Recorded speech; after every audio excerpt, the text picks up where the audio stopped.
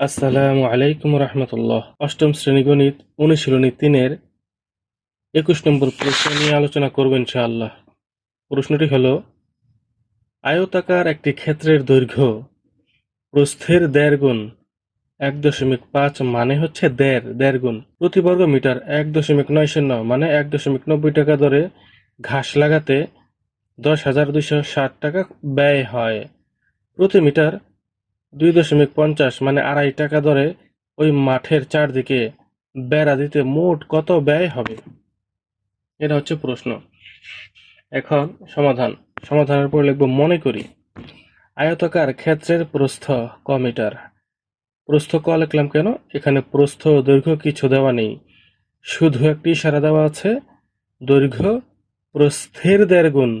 দৈর্ঘ্য প্রস্থের 1.5 গুণ, কিন্তু দৈর্ঘ্য কত প্রস্থ কত আমরা জানি না, এই জন্য লিখলাম আয়তাকার ক্ষেত্রের প্রস্থ ক মিটার।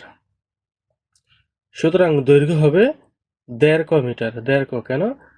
প্রশ্নে বলেছে মানে দৈর্ঘ্য প্রস্থের 1.5 গুণ, অর্থাৎ প্রস্থ যতটুকু দৈর্ঘ্য হবে 1.5 গুণ, মানে প্রস্থের 1.5 গুণ। তাহলে এখানে প্রস্থ ধরেছি ক মিটার, দৈর্ঘ্য হবে 1.5 ক, মানে 1.5 সাথে ক গুণ, এই পাশাপাশি লিখেছি, এটার মানে গুণ। 1.5 ক বোঝাচ্ছে 1.5 ক, তার মানে 1.5 ক মিটার। এটা হচ্ছে দৈর্ঘ্য সমান হচ্ছে 1.5 ক মিটার। কেন? দৈর্ঘ্য হচ্ছে প্রস্থের 1.5 গুণ, এই জন্য কয়ের সাথে 1.5 গুণ দিয়েছি, পাশাপাশি লিখেছি মানে গুণ। সুতরাং আয়তাকার ক্ষেত্রটির ক্ষেত্রফল যেহেতু আয়তাকার, আমরা জানি কোনো আয়তাকার কোনো কিছুর ক্ষেত্রফল আয়তাকার হলেই সেটার ক্ষেত্রফল নির্ণয়ের সূত্র হচ্ছে দৈর্ঘ্য গুণ প্রস্থ। তাহলে এখানে দৈর্ঘ্য কি? দৈর্ঘ্য হচ্ছে 1.5 ক। 1.5 ক হচ্ছে দৈর্ঘ্য, আর প্রস্থ হচ্ছে ক। দৈর্ঘ্য হচ্ছে 1.5 ক, প্রস্থ হচ্ছে ক, দুইটা গুণ দিলাম। তাহলে আয়তাকার কোনো কিছুর ক্ষেত্রফল নির্ণয় করার সূত্র হচ্ছে দৈর্ঘ্য গুণ প্রস্থ। তাহলে এখানে দৈর্ঘ্য হচ্ছে 1.5 ক, প্রস্থ হচ্ছে ক, দুইটা গুণ দিলাম। ব্র্যাকেটের বাইরে বর্গ মিটার দিতে হবে। ক্ষেত্রফলের সময় বর্গ, আর আয়তনের সময় ঘন লিখতে হয়, এটা মনে রাখবেন। তারপর এ দুটোকে গুণ দিলে কত হয়? 1.5 ক গুণ ক মানে ক স্কোয়ার, 1.5 ক স্কোয়ার। 1.5 মানে 1.5, আর ক স্কোয়ার, ক গুণ ক মানে ক স্কোয়ার। তাহলে আয়তাকার ক্ষেত্রটির ক্ষেত্রফল পেলাম 1.5 ক স্কোয়ার বর্গমিটার। এখন লিখব 1.90 টাকা ব্যয় হয় 1 বর্গ মিটারে। 1.90 টাকা ব্যয় হয়, 1.90 মানে 1.90, 1.90 টাকা ব্যয় হয় 1 বর্গ মিটারে।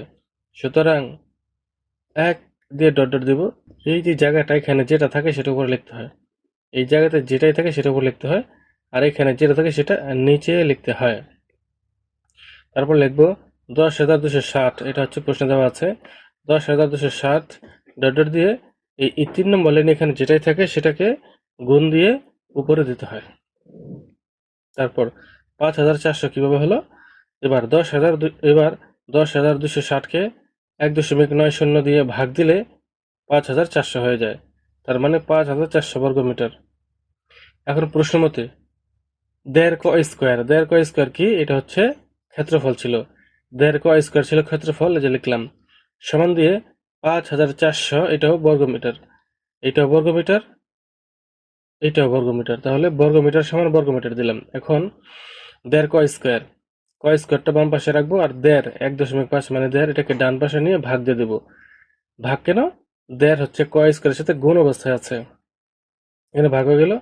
এবার ক স্কোয়ার থাকবে, 5,400কে 1.5 দিয়ে ভাগ দিলে কত হয়? 3,600, 3,600। এবার ক এখানে ক থাকবে স্কোয়ার, রুট হয়ে স্কোয়ার, এবার এখানে ক থাকবে, আর স্কোয়ারের পাশে রুট হয়ে যাবে, লিখেছি বর্গমূল করে। তারপর 3600কে মানে 3,600কে রুট করলে কত হয়? 60 হয়। ক্যালকুলেটরের মধ্যে 3,600 রুট করলে 60 পাওয়া যাবে। তো ক সমান 60 পেলাম। এখন লিখব, সুতরাং আয়তকার ক্ষেত্রটির প্রস্থ ক সমান 60 মিটার। এই ক ধরেছিলাম প্রস্থ, এই যে ক ধরেছিলাম প্রস্থ, ক সমান 60 পেলাম, মানে প্রস্থ 60 পেলাম।